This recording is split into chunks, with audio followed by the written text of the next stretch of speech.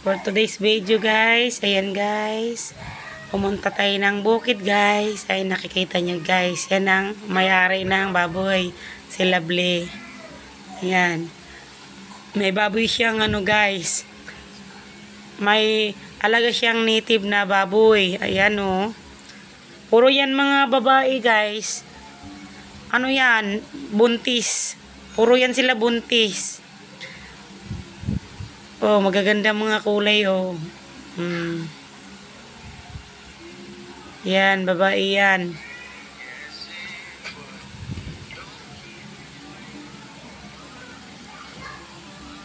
Buntis din yan. Di, yan, oh, yan. Yung puti dyan, yung puti yan, lalaki yan. Yan ang nag-ano dyan. Yan ang magpapadami dyan sa dalawa. Buntis na rin yan, yung babae. Dalawang babae na baboy dyan. Kasi yan ang mga, ano, nilalagyan ng mga tab, ng inumin ng mga baboy. Yan ang sinasakyan namin, kulong-kulong kulay blue. Ayan, dito tayo, dyan, oh. Nag-iisa lang yung baboy dyan. Buntis din yan. Oh, sipag-sipag yan, oh. Nagpakain. Pumunta kami dito sa bukid, nagpakain sila ng baboy. Sumama kami sa baboyan.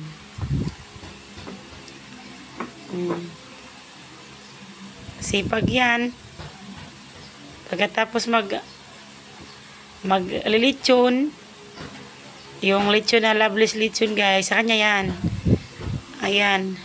Nagpapadami siya dito sa bukid ng mga baboy. Pag lumaki na, oh, pwede na din ano, lilitsyonin, bibinta. Pero native yan. Masarap yan kasi native.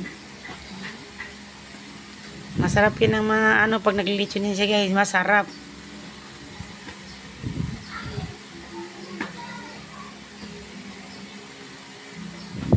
Malawak din ang ano, baboyan nila dito sa bukid.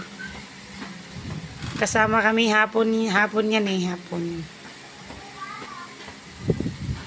Kasi mainit kasi pagtanghali. Hapon na kami pumunta. Sipag yan sila mag-asawa.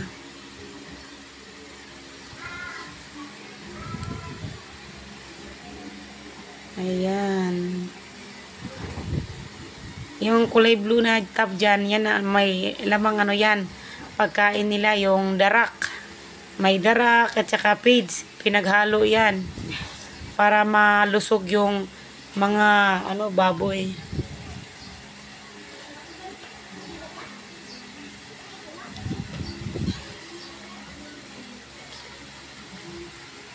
Ayan.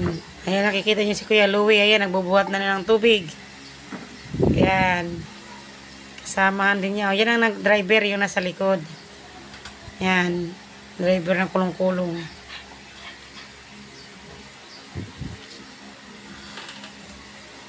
Yan ang iniinom ng baboy.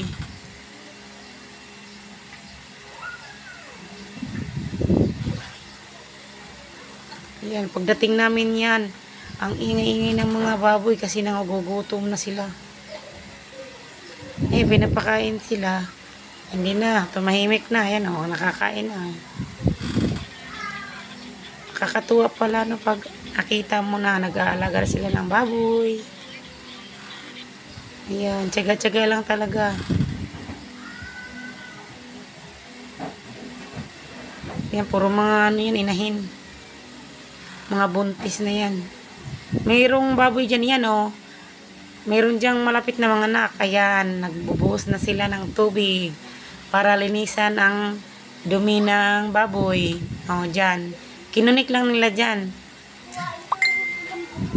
ang hose para maano. Hindi pwede iniinom yung ng baboy guys kasi marumi yan. Sa palaya, sa ano yan eh, sa tubigan yan galing eh. Ayan yung anak ko.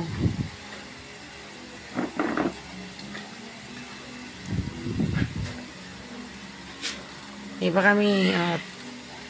Thank you for watching.